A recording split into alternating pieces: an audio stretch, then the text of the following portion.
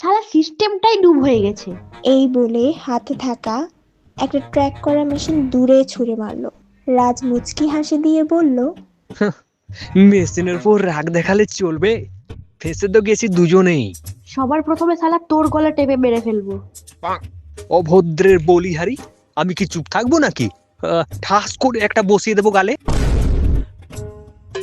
রীতা দ্রুত পায়ে এসে রাজার চুল ঝাপটে ধরে বলে উঠল, নে তোর চোখ তুলে মার্বেল বানিয়ে খেলবো। রাজও হার মানতে কখনো শেখেনি। সেও রীতার গালে সজোরে কষিয়ে একটা থাপ্পড় মারল। রীতা ঠিকরে গিয়ে দূরে পড়ল। দেখলি তো, শক্তি দেখাতে এসেছে। হাতি কোথাকার, মোটা হাতি। রীতার মাথা গরম হয়ে এসেছে। রাজের দিকে আঙ্গুল ঘুরিয়ে বলল, সাবধান তোকে, তুই বেরোলে তোকে খুন করবো। এমন রোগা বাজারি মেয়েটাকে তোর হাতি মনে হচ্ছে? চামচিকে তো তুই ফু মেরে উড়িয়ে দেবো। কতগুলো বাড়িতে চুরি করতে গিয়ে গলা কেটেছি জানিস তুই? আর তুই এসেছিস আমাকে ফু দিয়ে উড়িয়ে দিতে।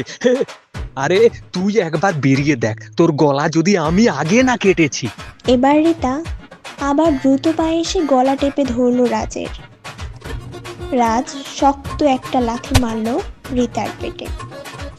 আবার দূরে ঠিকরে গিয়ে পড়ল রীতা। রাজ এবার পকেট থেকে ছুরি বের করে রীতার দিকে ঘুরিয়ে বলল, খতম করে দেবো একেবারে। রীতা একটা রিভলভার বের করে তাক করলো রাজের প্রান্তে। বলে উঠল, অনেক হয়েছে, এবার তোর মুন্ডুটাই উড়িয়ে দেবো।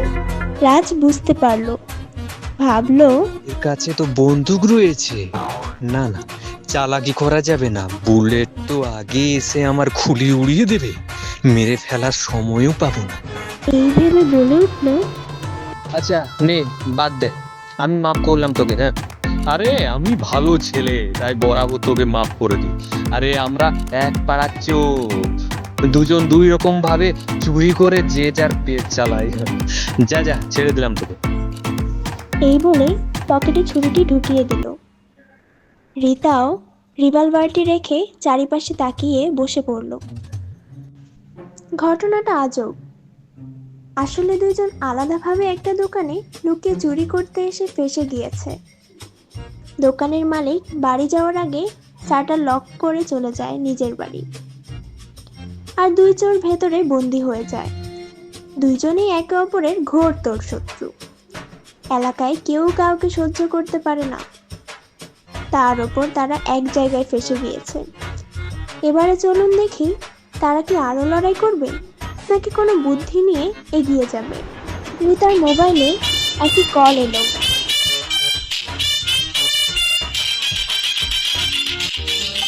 কলটি রিসিভ করে প্রথমে একটু ভালো করে শুনতে থাকলো। আর এদিকে রাজ কানটি হাতে ঝুঁকিয়ে শোনার চেষ্টা করতে থাকলো। রীতা কিছুক্ষণ পর উত্তর দিল, আমি যেইভাবে হোক ওষুধ নিয়ে যাব, চিন্তা করো না তোমরা। এটি বলার পর কলটি কেটে চারিপাশে তাকালো।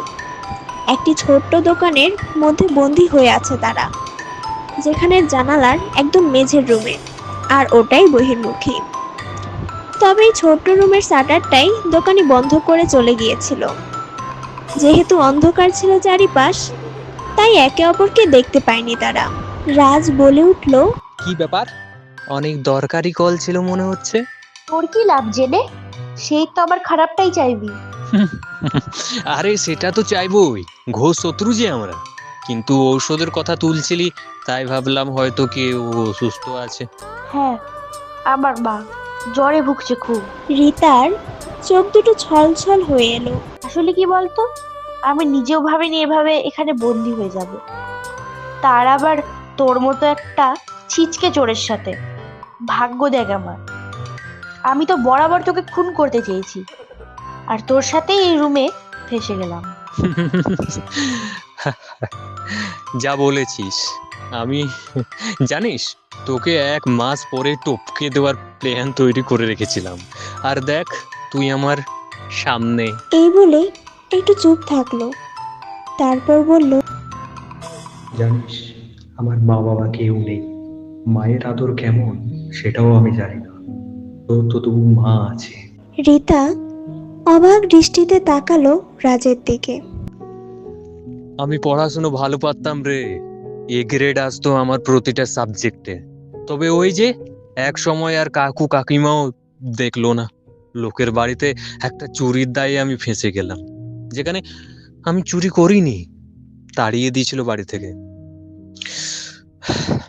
তারপরে এই এলাকায় এসে থাকতে শুরু করি আর হয়ে উঠি সব থেকে বড় চোর।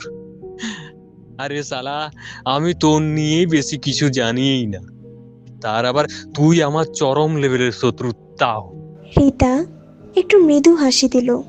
রাজ একটু পাশে এসে বসলো রিতার, তারপর বলে উঠল, দেখ, তোর সামনে বসলাম বলে মুন্ডু উড়িয়ে দিস না আবার। রিতা হেসে বলল, চিন্তা নাই, আমি ওরকম লেভেলের চোর বা খুনি নই। শোন তাহলে একটা ডিল করা যাক, যেহেতু এই রুমে কোনো জানালা নেই তো দোকানিকেই মার্ডার করে দিই। ধুর ওইসব না, একটাই উপায়, কানে কানে শুন, নয়তো কেউ শুনে নেবে। আরে কে আছে যে শুনবে? আছে আছে, শ্রোতাগুলো আছে যে। কি সব বলছিস? তুই বুঝবি না, ছাড়।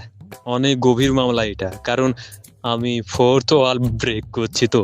আচ্ছা শুন, কাজের কথা শুন। এই বলে কানে কানে পুরোটা বলে দিল। সবটা শুনে মাথা নেড়ে রিতা বলল, দারুণ, সুপার আইডিয়া।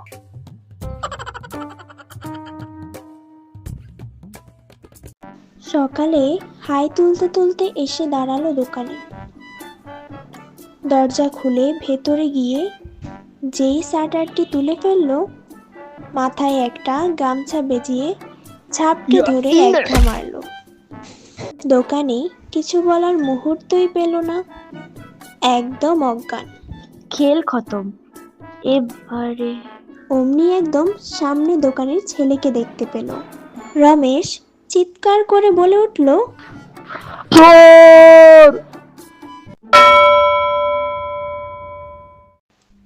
তারা এখন বন্দি জেলে। রীতা আর রাজ লুডো খেলছে একসাথে। আরে রিতা, তুই লুকিয়ে রেখেছিলি বাড়িতে, বলিসনি যে তুই চোর। আরে জেনে গিয়েছে, চল তোর বাড়ি, এবারে সাপটা তুই পাবি। দেখাই যাক। তো শ্রোতা বন্ধুরা, এইভাবে গল্পটা শেষ হলো। যদিও এটা কাল্পনিক, তবুও বলতে পারি রাজ কিন্তু এখানে ফোর্থ ওয়াল ব্রেক করেছে।